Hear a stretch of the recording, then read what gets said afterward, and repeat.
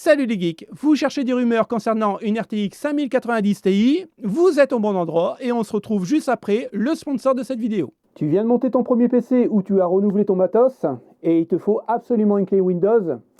J'ai une solution pour toi. Suivez le guide. Sur le site Kifan, une plateforme 100% légale, sélectionne le Windows qui te convient, ajoute-le au panier et passe au paiement sans oublier le code promo LPC50 pour profiter d'une remise de 50%. Une fois le paiement effectué, récupère ta clé. Mais si tu as envie de faire un achat combiné de Windows 11 Pro et Office 2021 Pro, aucun problème. Dans ce cas, profite d'une nouvelle remise exceptionnelle de 62% avec le code LPC62.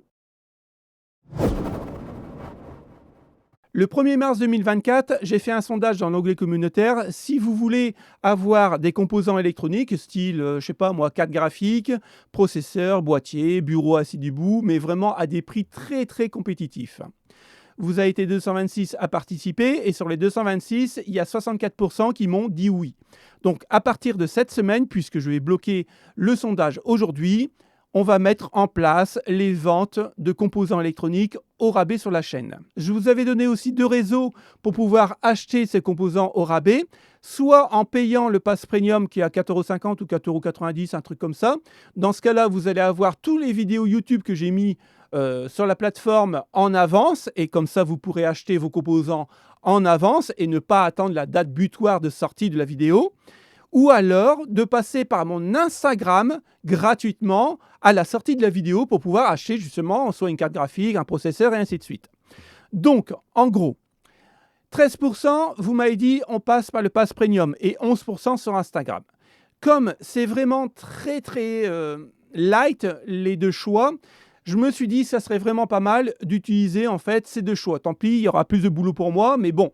Voilà, je pense qu'il en faut un peu pour tout le monde. C'est-à-dire que les gens qui passeront par le Pass Premium verront les vidéos en avant-première et pourront acheter en avant-première. Et les gens qui ne veulent pas passer par le Pass Premium passeront par mon Instagram le jour J de la sortie de la vidéo. J'essaye vraiment d'être juste avec tout le monde et que tout le monde puisse avoir une chance d'acheter un composant au rabais. Alors bien sûr, j'aurais pu vraiment décider en imposant mon 49.3, mais bon, vous savez, moi je suis quelqu'un d'honnête. La GDDR7, est-ce le saint graal des nouvelles cartes graphiques qui vont arriver prochainement? Eh bien en fait, c'est un peu plus mitigé que ça. Les bons points, il y en a 2. La GDDR7 est capable de transférer 50% de données supplémentaires par rapport à la GDDR6 que l'on connaît actuellement sur nos cartes graphiques. Donc déjà, en vitesse de transfert, il y a une grosse avancée. Le deuxième bon point, c'est qu'elle va faire des économies d'énergie. Donc la facture d'électricité va baisser pour notre consommation. Ça, c'est plutôt sympathique. Comment elle va le faire? Eh bien, en fait, elle va utiliser, alors, je schématise, 2 logiciels. Le PAM3 et le NRZ.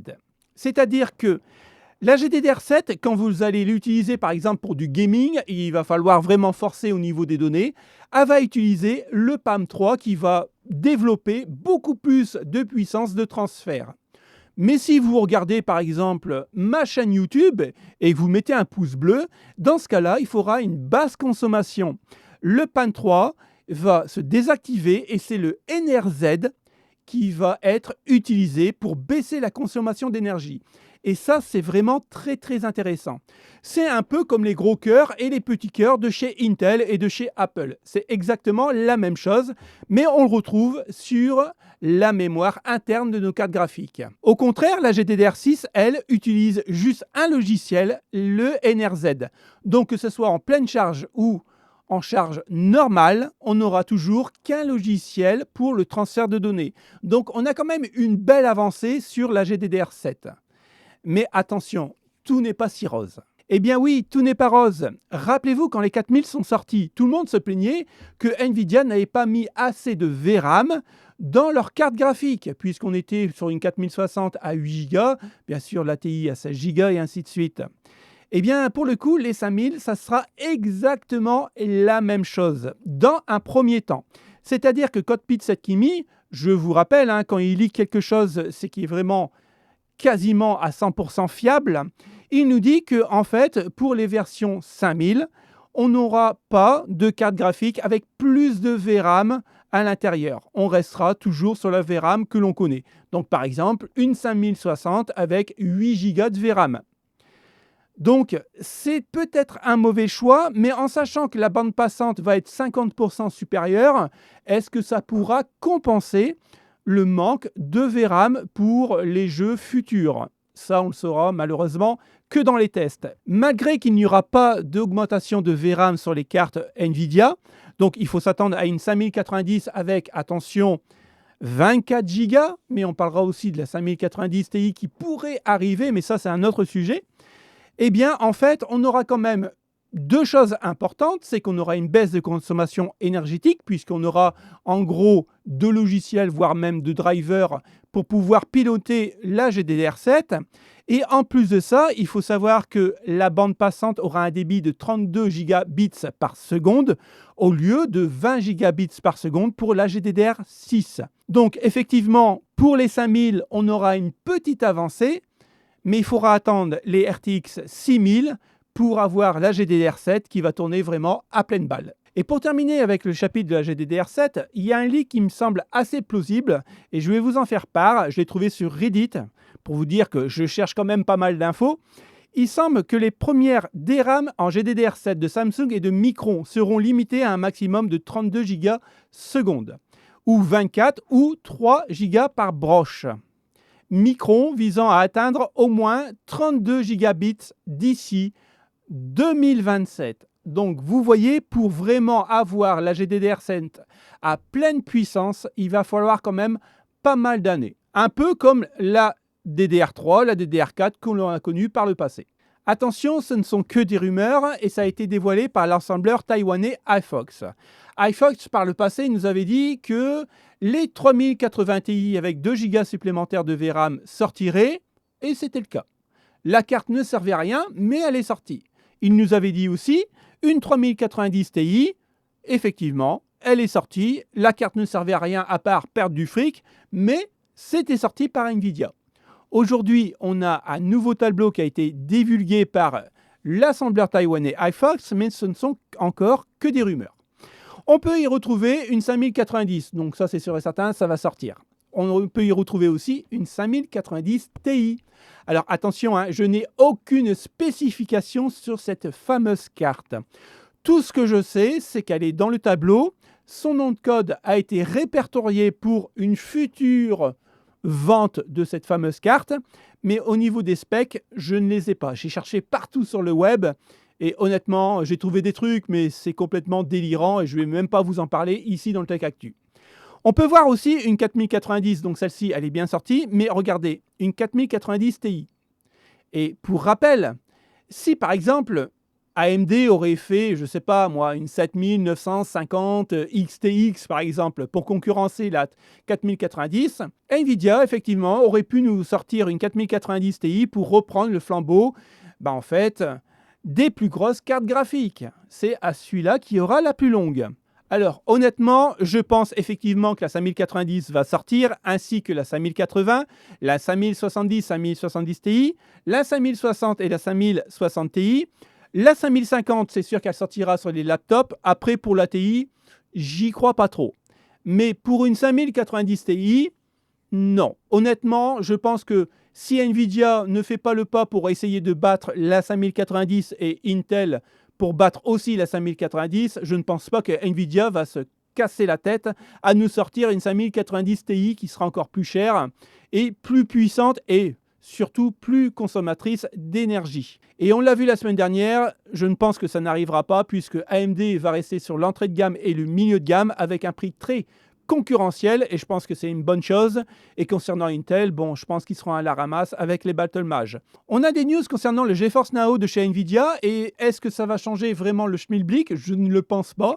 Mais pourquoi? C'est une petite avancée. Donc on est toujours sur une 4080 de base, donc une très bonne carte graphique pour faire tourner même en 4K sans aucun problème sur le compte Premium. Maintenant, on n'est plus obligé d'avoir un compte à payer tous les mois. Vous pouvez prendre simplement une journée pour jouer au GeForce Now. Avec cette offre, je pense que Nvidia essaie d'attirer de plus en plus de monde sur leur adhésion prioritaire, donc de 1 mois, voire un Game Pass 6 mois. Mais attention, vous pourrez l'essayer 1 heure sur votre jeu gratuitement avec des publicités. Donc je ne sais pas vraiment comment ça va apparaître au niveau des publicités. S'il y aura, comme nous à la télé, une coupure, une pub et le jeu va reprendre, je ne sais pas du tout. Et vous aurez aussi un pass journalier, que ce soit en ultime ou alors un pass de base à 3,99 $ pour 24 heures pour le premier pass et le pass ultime à 8 $. Donc pour essayer, je pense que c'est une bonne innovation. Maintenant, est-ce que ça va attirer plus de monde sur les adhésions prioritaires pour 1 mois, voire 6 mois? Là, c'est tout autre, parce que pour 6 mois, on est quand même à 100 $ et pour 1 mois, en ultime, à 20 $. Donc, c'est quand même un beau budget. En même temps, on n'a pas besoin d'acheter une 4080. Cette news-là est très intéressante, mais elle ne nous concerne pas directement. Mais attention, il faut prendre ça quand même au sérieux. On sait que les cartes graphiques Nvidia de nouvelle génération pourraient consommer, pour l'intelligence artificielle, jusqu'à 1000 watts. C'est juste énorme. Vous vous rendez compte? 1000 watts. La 4090, au maximum, c'est 450 watts. Donc là, on fait plus que doubler la consommation d'énergie. Donc, on pourrait se dire, à la rigueur, ça ne nous concerne pas, c'est pour l'intelligence artificielle. Mais il faut faire attention, cette carte graphique basée sur l'intelligence artificielle partage le même GPU que les RTX 5000. Donc, est-ce qu'on aurait une 5090 qui pourrait dépasser les 450 watts? Puisqu'on l'a vu la semaine dernière, les nouveaux GPU, c'est basé sur le GPU 200, donc 202, 203 et ainsi de suite. Et là, on est sur un GB 200. Vous avez trop d'argent dans votre portefeuille et vous voulez acheter un processeur qui sert strictement à rien, eh bien Intel l'a fait pour vous et je vous présente le 14900KS. En France, le 14900K coûte 625 €, ce qui est déjà quand même pas mal. Mais il vous faut plus de puissance, disons 200 MHz de plus environ. Eh bien écoutez, achetez le 14900KS à 813,81 €. Oui, vous avez bien entendu. Pour 200 MHz de plus, 200 € de plus. Donc, si vous avez trop d'argent, il faut acheter absolument le dernier né de chez Intel. Eh bien écoutez, j'espère que le Tech Actu vous a plu. On a quand même pas mal de rumeurs. Je mettrai tous les liens en description. Si vous avez des questions ou alors des commentaires, n'hésitez pas, j'y répondrai. On se retrouve très bientôt. Salut les potes, ciao ciao.